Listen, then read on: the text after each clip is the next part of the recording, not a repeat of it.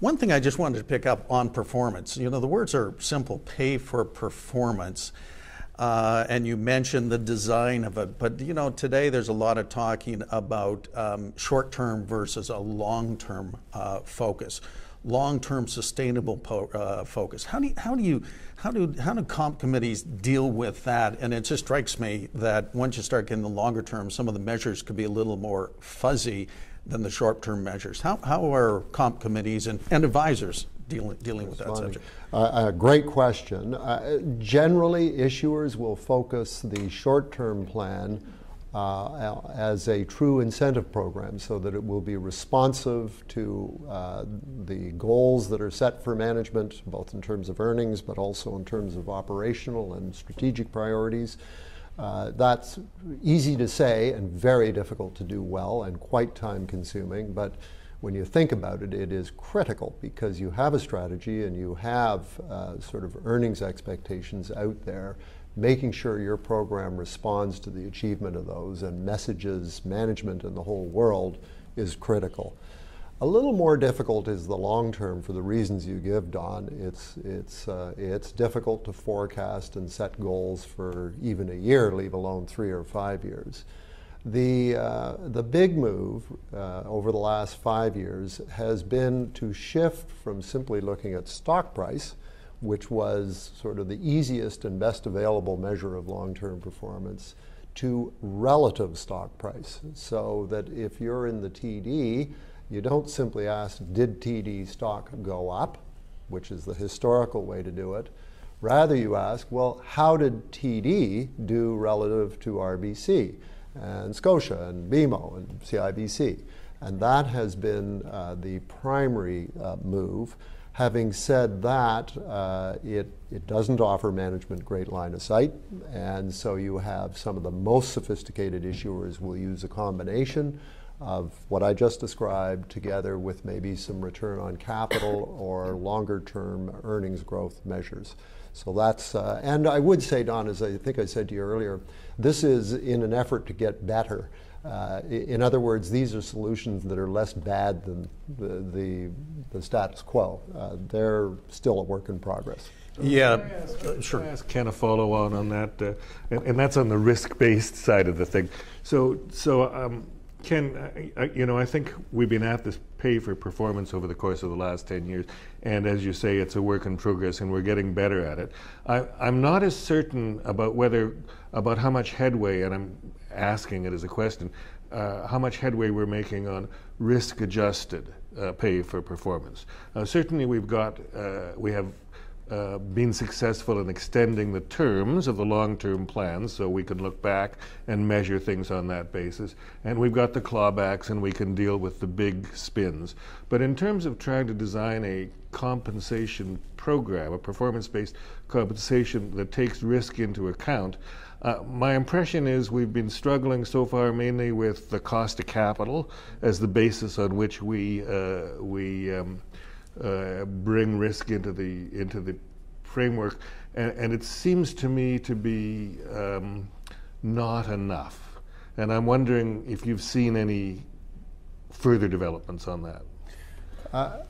I'm not sure I've seen a lot, and I would agree with your assessment. I think there was huge progress made post the financial crisis to, in essence, incorporate in incentive programs what are effectively penalties for misbehavior.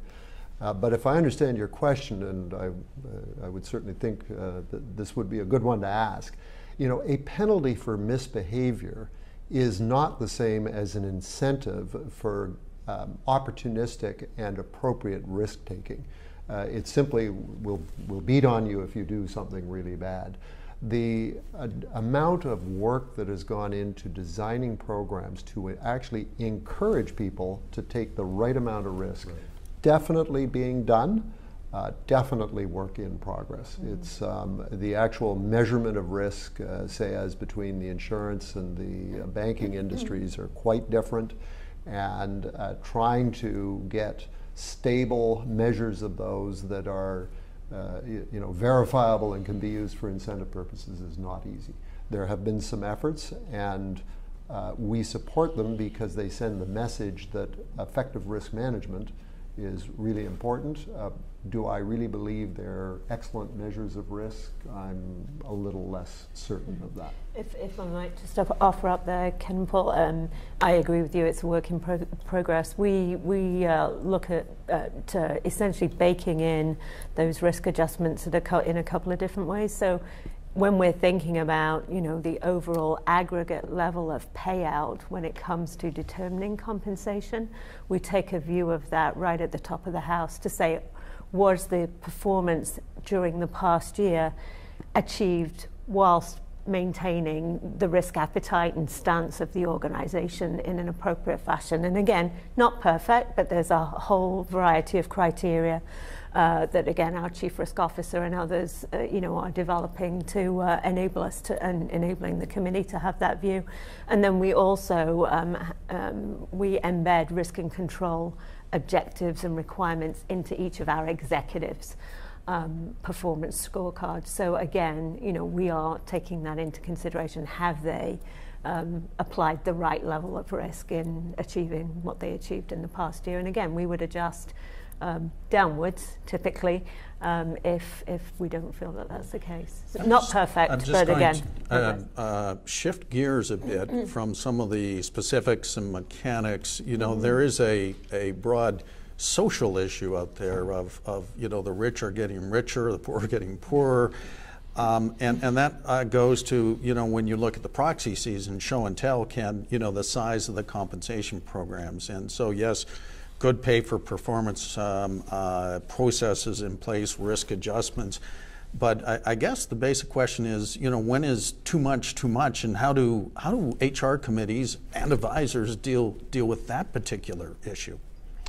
I think this is one of the issues, and let me sort of preface what I'd say about that specific question by saying, personally, I'm very interested in and spend some of my sort of professional time on income disparity, its causes, and what we need to do about it. I believe here, and even more in the US, that if we can't figure out a way to get a more broader distribution of wealth and wealth creation, we have a really serious problem. And if you look at history, we would not be the first civilized society to hit a brick wall because of a failure to address it. My own view is that you address that at infancy and early education, nurturing, development, and giving people a head start right from the beginning. That if you don't do those things, people are so disadvantaged, they never really have an opportunity to participate in the modern economy. Where I don't think it helps is to hijack these public documents to make these points. It is in the US legislation that we're going to have a pay ratio rule, and it is certainly a fair red flag to the issue, but any analysis of the aggregate of what is paid to CEOs and other senior officers is a drop in the bucket in terms of the income disparity issue. At a more practical level, you've just seen, as we were talking about, 4 banks have a very successful succession.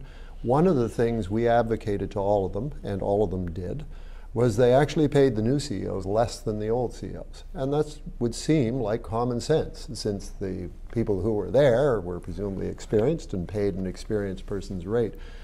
That may not sound very newsworthy, but we're talking about a 20% reduction in the amount being paid, but it's a start.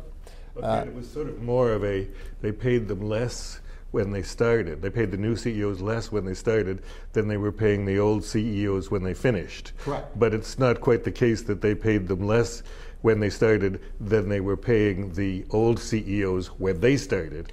So. No, that's fair, Paul, but I do think historically you would not have seen that. You'd often see a new CEO step into a position and argue the position was whatever the incumbent was being paid, and that's what they were paid.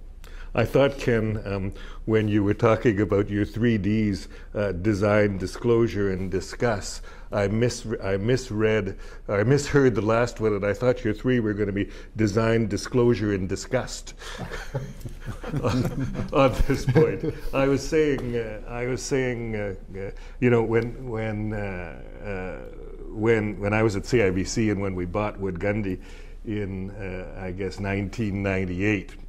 I remember it, and unlike Heather, who does a really good job of making predictions, I'm not so good at making predictions, because I said to my colleagues at the time, I wonder how long it will take us to get the investment bankers' salaries down to the level of the bankers' salaries. And of course, what happened was absolutely the reverse of that. The bankers' salaries went up to that of the investment bankers, and at the same time, the investment bankers got all of the pension and benefits that the bankers had. So it was a double-barreled win-win for the senior employees, and a double-barrel lose-lose for the shareholders. So I'm not quite in Ken's view. I accept his point that it's a drop in the bucket in terms of the underlying issue, but I think that my view would be that the numbers that we're paying at the most senior levels are simply too high relative to what's happening in the rest of the community. And I really think it's a challenge that we're going to need to address as to how we find a way to bring this into some greater degree of moderation. But perhaps I digress. Well, I obviously would not agree. I would have to say that at least we have 2 different views on the table, which is what we want to accomplish at the Director Series, and certainly something that HR committees need to be thinking about.